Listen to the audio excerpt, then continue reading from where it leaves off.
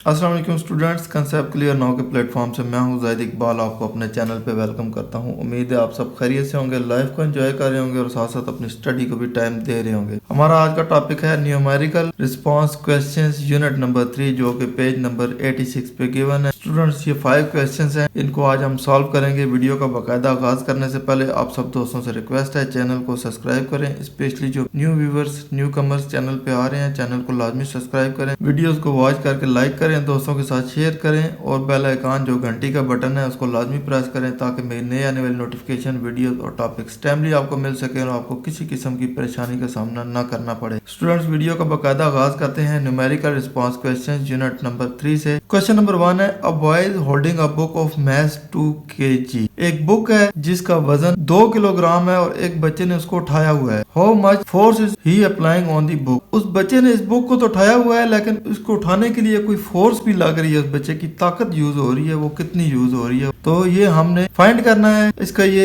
ए part हो गया। Next है, if he moves its up with acceleration of 3 metre per second square. इस बच्चे ने इस बुक को तो उठाया हुआ है, लेकिन उठाने के साथ साथ इसको आगे पीछे घुमा रहा है। इट मींस कि इसमें एक एक्सेलरेशन जनरेट कर रहा है। एक्सेलरेशन है 3 metre per second square. How much should he apply total force on the book. Part B में हमने ये बताना है कि उस बुक के ऊपर अब उसकी टोटल फोर्स कितनी लग रही है। एक फोर्स वो लग रही है जो उसने बुक को उठाने के लिए लगाई हुई है, प्लस एक एक्सेलरेशन से उसको मूव भी कर रहा है, तो इट मींस कि उसकी फोर्स में इजाफा हो रहा है। अब ज्यादा फोर्स लग रही है क्योंकि सिर्फ उठाने के लिए नहीं, साथ उसको मूव भी कर रहा है। अब टोटल फोर्स भी हमने बतानी है। ए में फाइंड करना है फोर्स क्या है, ये हमें नहीं पता, और बी पार्ट में हमने ये फाइंड करना है कि टोटल फोर्स कितनी है। तो दो चीजें हमने इसमें फाइंड करनी है। तो स्टूडेंट्स, सबसे पहले हम ए पार्ट के सॉल्यूशन के लिए आते हैं। तो सबसे पहले हम इसका डाटा नोट करेंगे। हमें जो गिवन है, बुक का मैस गिवन है, mass is equal to 2 kilogram. इसके अलावा हमें गिवन है एक्सेलरेशन, एक्सेलरेशन है 3 मीटर पर सेकंड स्क्वायर। ये बी पार्ट के केस में है। ए पार्ट के केस में हम नॉर्मल एक्सेलरेशन को यूज करेंगे जो कि 9.8 मीटर पर सेकंड स्क्वायर होती है, तो हम उसको भी लिख लेते हैं, acceleration is equal to 9.8 metre per second square. तो स्टूडेंट, सबसे पहले हम ए पार्ट के सॉल्यूशन की तरफ आते हैं। ए के लिए हम फार्मूला यूज करेंगे। सबसे पहले हमें पता है कि यहाँ पे जो फोर्स लग रही है उस बुक के वेट की वजह से लग रही है, उसकी वेट की वजह से जो फोर्स लग रही है वो हमने यूज करनी है। Force is equal to weight हो जाएगा, जो फोर्स लग रही है उसके वेट के बराबर लग रही है। अब स्टूडेंट, यहाँ पे हमारे पास फार्मूला है W is equal to mg, क्योंकि weight is equal to mass into gravity. Mass है 2 किलोग्राम मल्टीप्लाई बाय जी की वैल्यू है 9.8 मीटर पर सेकंड स्क्वायर। तो जब हम इसको सॉल्व करेंगे 2 इंटू 9.8 हो जाएगा। जब इसको सॉल्व करेंगे तो ये 19.6 न्यूटन हो जाएगा, क्योंकि kilogram metre per second square का मतलब क्या होता है कि ये 1 न्यूटन के बराबर होता है। ए का आंसर आ गया कि ये फोर्स जो लग रही है, इसको उठाने के लिए, होल्ड करने के लिए जो फोर्स लग रही है, force is equal to 19.6 newton हो गया। अब हम बी पार्ट की तरफ आते हैं। तो स्टूडेंट्स, ये फोर्स लग रही है जो उसको उठाने के लिए लग रही है। अब हमने वो फोर्स कैलकुलेट करनी है कि अब उसमें एक्सेलरेशन इन्वॉल्व हो गई है, उस एक्सेलरेशन की वजह से उसको कितनी फोर्स लगानी पड़ रही है, क्योंकि एक एक्सेलरेशन इसमें यूटिलाइज हो गई है 19.6 में। यहाँ पे एक एक्सेलरेशन वो यूज हो गई है जो कि जमीन उसको अपनी तरफ खींच रही है। एक एक्सेलरेशन वो है जिसकी वजह से उसने मूव करना है, इट मींस वो ऐड होगी। तो हमने टोटल फोर्स कैलकुलेट करनी है। Student, total force F is equal to M A. यहाँ पे हम नॉर्मल फोर्स वाला फार्मूला यूज करेंगे, force is equal to M A. तो स्टूडेंट्स, यहाँ पे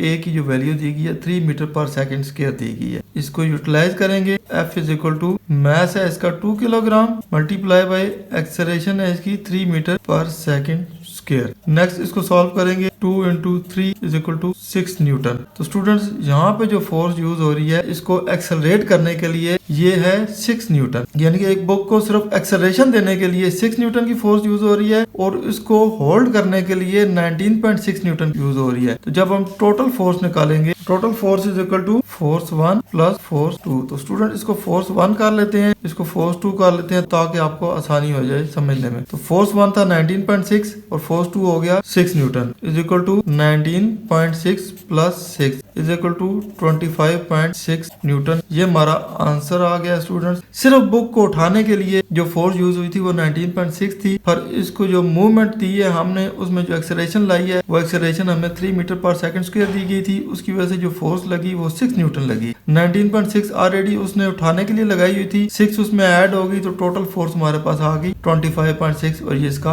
आंसर है। तो स्टूडेंट्स क्वेश्चन नंबर 2 है, a girl of math 30 kilogram is running with velocity of 4 metre per second. एक बच्ची है जिसका मैस है 30 किलोग्राम और वो दौड़े जा रही है with velocity of 4 metre per second, 4 metre per second से। फाइंड आवर मोमेंटम, उसका मोमेंटम कैलकुलेट करें। तो स्टूडेंट बहुत इजी क्वेश्चन है। स्टूडेंट सबसे पहले इसका हम डाटा नोट करते हैं। मैस दिया गया है 30 किलोग्राम और नेक्स्ट हमें दिया गया है इसका वेलोसिटी 4 मीटर पर सेकंड। हमने इसका मोमेंटम फाइंड करना है, तो मोमेंटम हम शो करते हैं P से। हमें P नहीं पता। सॉल्यूशन की तरफ आते हैं। सबसे पहले हम इसका फार्मूला निकालेंगे। फार्मूला कौन सा यूज करेंगे? मोमेंटम का formula simple, P is equal to mv। P find करना है, m दिया गया है और वेलोसिटी भी दी गई है, तो हम सिंपल इसको P is equal to m की जगह हम लिख देंगे 30 किलोग्राम मल्टीप्लाई बाय v है 4 मीटर पर सेकेंड। हम इसको मजीद सॉल्व करेंगे। 30 into 4 kilogram metre per second, 34 होता है 120, इसको 120 न्यूटन सेकेंड लिख देंगे। बुक में सिर्फ 120 न्यूटन लिखा हुआ है, लेकिन मोमेंटम का जो ऐसा यूनिट होता है वो न्यूटन सेकेंड होता है, तो ये हमारा आंसर हो जाएगा 120 न्यूटन सेकेंड। इसको हम ऐसे भी कह सकते हैं कि 120 किलोग्राम मीटर पर सेकेंड। ये भी ठीक होगा, जो मर्जी ये लिख लें, दोनों के आंसर ठीक होंगे। क्वेश्चन नंबर 3 है, a 2 kilogram steel ball is moving with speed of 15 metre per second. एक स्टील बॉल है जिसकी स्पीड है 15 मीटर पर सेकंड और उसका मैस है 2 किलोग्राम, यानी कि 2 किलोग्राम की एक बॉल है और एक स्पीड से आ रही है और स्पीड क्या है 15 metre per second. If it hits with bulk of sand and comes to rest in 0.2 second. वहां पे रेत के कुछ ज़रात पड़े थे, कुछ टेला पड़ा हुआ था, उसके ऊपर हिट हुई और ये 0.2 सेकंड में जाके रेस्ट में आ गई, रुक गई। Find force applied by sandbag on the ball. अब वो फोर्स हमने कैलकुलेट करनी है जो रेत के टेले ने उस बॉल को रोकने के लिए लगाई। सबसे पहले हम इसका डाटा नोट करते हैं। डाटा में हमें जो चीजें गिवन है, इसका मैस गिवन है, mass is equal to 2 kilogram. फिर इसकी जो इनिशियल वेलोसिटी है वो 15 मीटर पर सेकंड है। अब ये इनिशियल वेलोसिटी इसलिए है कि इस वेलोसिटी से बॉल आ रही थी, जब ये सैंड को टकराएगी और रेस्ट में आ जाएगी तो इट मींस कि वो इसकी फाइनल वेलोसिटी होगी। Velocity final is equal to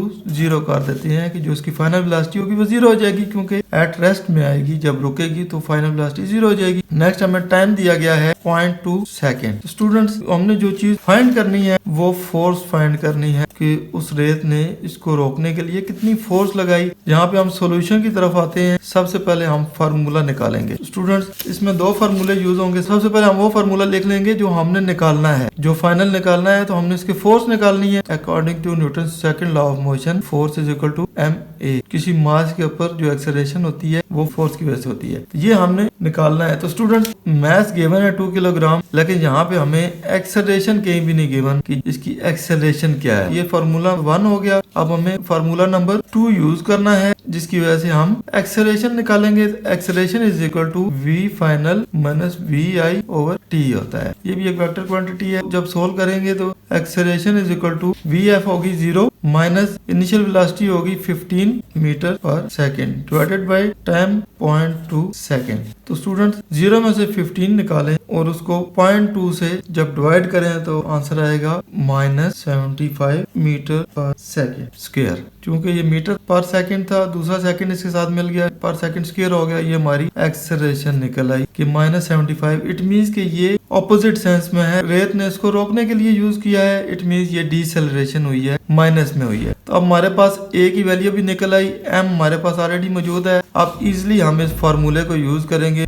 force is equal to ma वाले फार्मूले को, फोर्स हमने फाइंड करनी है। मैस हमें गिवन है 2 किलोग्राम मल्टीप्लाई बाय एक्सेलरेशन है -75 मीटर पर सेकेंड स्क्वायर। इसको मजीद सॉल्व करेंगे। -75 को 2 से मल्टीप्लाई करेंगे तो -150 आंसर आ जाएगा। आगे kilogram metre per second square, it means कि ये -150 न्यूटन है। ये जो फोर्स उस रेत ने इस बॉल को रोकने के लिए लगाई वो -150 न्यूटन था। इट मींस बॉल को डिसेलरेट कर दिया और रोक दिया। तो स्टूडेंट क्वेश्चन नंबर 4 है, 100 gram bullet is fired from 5 kilogram gun. एक बुलेट जिसका वेट 100 ग्राम था और उसको 5 किलोग्राम की एक गन से फायर किया गया। तो स्टूडेंट्स समझ लें कि ये एक गन है जिसका वेट था 5 किलोग्राम और उसमें से जो बुलेट फायर हुई उसका वेट था 100 ग्राम। स्टूडेंट साथ साथ हम डाटा भी नोट कर लेते हैं ताकि हमें आसानी हो जाए। तो डाटा में हमें दो चीजों का मैच गिवन है, एक गन का है, एक बुलेट का है। तो हम जो गन का मैच है उसको कैपिटल एम से नोट कर लेंगे क्योंकि गन बड़ी होती है, बुलेट छोटी होती है, तो बुलेट के मैच को हम स्मॉल एम से शो कर लेते हैं। सबसे पहले मैच ऑफ गन है कैपिटल एम से,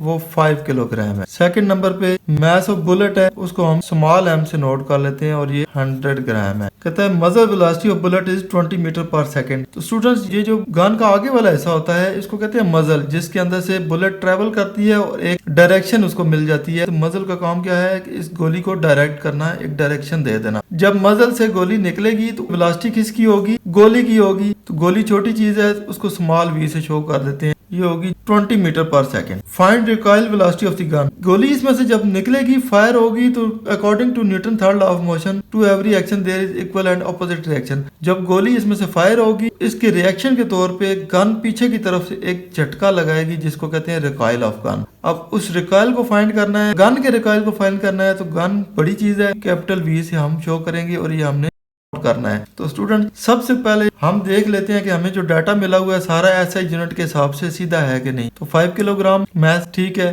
यहाँ पे जो मैथ है ग्राम में दिया हुआ है, इट मीन इसको हमने किलोग्राम में पहले लेके आना है। तो किलोग्राम में लाने के लिए ये 100 ग्राम है, 100 ग्राम को डिवाइड बाई 1000 करेंगे तो 0.1 किलोग्राम हो जाएगा। तो ये 0.1 किलोग्राम हो गया मैथ ऑफ बुलेट। वेलोसिटी भी मीटर पर सेकंड में ठीक है, कैपिटल वी हमें नहीं पता, हमने फाइंड करना है। इसके सॉल्यूशन की तरफ आते हैं। स्टूडेंट्स यहाँ वेलोसिटी फायर होने की वजह से एक रिकॉइल पैदा हुआ according to law of conservation of momentum. Collision से पहले और कोलिजन के बाद मोमेंटम सेम रहता है। इसको कैपिटल एम कर लेते हैं, इसको स्मॉल एम कर देते हैं। कोलिजन से पहले और कोलिजन के बाद मोमेंटम सेम होता है। मोमेंटम क्या होता है? P is equal to M V. तो यहाँ पे कोलिजन से पहले क्या था कि गोली थी, गन के अंदर मौजूद थी, फायर नहीं हुई, उसके अंदर वेलोसिटी नहीं आई। इट मींस के एम बड़ा वी बड़ा इज इक्वल टू, जब गोली फायर हुई, गोली छोटी थी, मैच भी छोटा था, वो उससे निकल गई। तो ये M V is equal to M V दोनों बराबर होंगे according to law of conservation of momentum. अब स्टूडेंट चूंकि हमने कैपिटल वी को फाइंड करना है,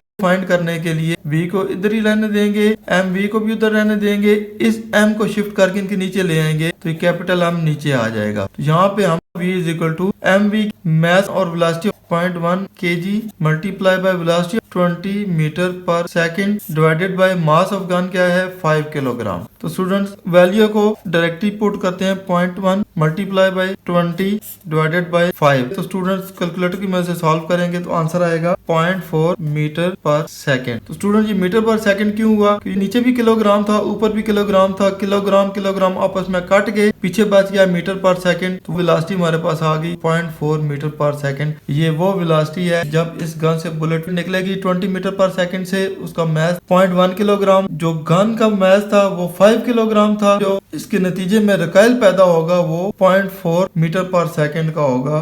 इट मींस कि 0.4 मीटर पर सेकंड की स्पीड से ये गन पीछे की तरफ आपके कंधे के ऊपर झटका देगी। तो स्टूडेंट्स लास्ट क्वेश्चन है क्वेश्चन नंबर 5। कहता है a robotic car of 15 kilogram is moving with 25 metre per second. एक रोबोटिक कार है जो कि आपके पास रिमोट कंट्रोल है और आप उसको चला रहे हैं और उसका जो वेट है वो 15 किलोग्राम है और वो एक वेलोसिटी से जा रही है आगे 25 मीटर पर सेकंड की स्पीड के साथ वो आगे जा रही है, मूव कर रही है। Brakes are applied to stop it. अब आप रिमोट की मदद से उसको रोकने के लिए ब्रेक्स लगा देते हैं। Brakes apply constant force of 15 newton. Brakes उसके ऊपर जो फोर्स लगा रही है रोकने के लिए वो कांस्टेंट रेट है। इट मींस कि 15 न्यूटन की फोर्स के साथ वो ब्रेक्स उसको रोके जा रही हैं। वो फोर्स कम ज्यादा नहीं हो रही, कांस्टेंट है 15 न्यूटन की उसके ऊपर पड़ रही है। How long does the car take to stop. अब इस 15 न्यूटन की फोर्स की वजह से वो कार रुकने में कितना टाइम लगाएगी। डाटा नोट करते हैं जो हमें गिवन है। डाटा में सबसे पहले हमें मैस गिवन है, mass is equal to 15 kilogram, ऐसा यूनिट में है, कोई मसला नहीं है। नेक्स्ट वेलोसिटी हमें गिवन है 25 मीटर पर सेकंड, ये भी ऐसा यूनिट में है, ठीक है। जो फोर्स दी गई है वो है 50 न्यूटन, ये भी ऐसे यूनिट में है, ठीक है। अब यहाँ पे हमें टाइम नहीं पता इसको रोकने के लिए कितना टाइम चाहिए होगा। तो students according to law of conservation of momentum force is equal to delta P over delta T. तो स्टूडेंट्स यहाँ पे हमने टाइम निकालना है, तो इस फॉर्मूले को यूज करते हुए डेल्टा टी को इधर ले आएंगे, फोर्स को इधर ले जाएंगे और डेल्टा पी को उसी तरह लिखा रहने देंगे, तो ये हमारा फॉर्मूला सीधा हो जाएगा। अब डेल्टा पी का मतलब ये होता है as we know delta P is equal to M V. तो हम डेल्टा पी की जगह एम वी की वैल्यू डालेंगे, तो delta T is equal to M V over F. तो स्टूडेंट्स अब फोर्स भी हमें गिवन है, मास भी गिवन है और वेलोसिटी भी गिवन है। तो delta T is equal to mass हम 15 किलोग्राम मल्टीप्लाई वेलोसिटी हमें दी गई है 25 मीटर पर सेकेंड और फोर्स हमें मालूम है 50 न्यूटन। तो delta T is equal to 15 into 25 kilogram metre per second, इनको अंदर ले आएंगे वो बाहर चली जाएगी, divided by 50 newton. Delta T is equal to 15 into 25 kilogram metre per second divided by 50 newton is equal to, calculator की मदद से सॉल्व करेंगे तो आंसर आएगा 7.5 सेकेंड। क्योंकि स्टूडेंट किलोग्राम मीटर इस न्यूटन से खत्म हो गया, पीछे बच गया सेकेंड, ये हमारा आंसर आ जाएगा कि ये वो टाइम है जो उस गाड़ी को रोकने के लिए लगा 50 न्यूटन की कांस्टेंट फोर्स देते हुए। ये इसका आंसर निकला है कि 7.5 सेकंड का टाइम लगेगा और वो गाड़ी रुक जाएगी। तो स्टूडेंट्स ये था हमारा आज का टॉपिक, जिसमें हमने numerical response question unit number 3 को डिस्कस किया। उम्मीद है आपके सारे कंसेप्ट क्लियर हो गए होंगे, बहुत कुछ सीखने को मिला होगा। वीडियो पसंद आए इसको लाइक दोस्तों के साथ शेयर करें और जाहिद इकबाल को दुआ में याद रखें। इंशाल्लाह नेक्स्ट इन्फॉर्मेटिव वीडियो के साथ जल्द ही आपकी खिदमत में हाजिर होऊंगा। तब तक इजाजत दीजिए, अल्लाह हाफिज।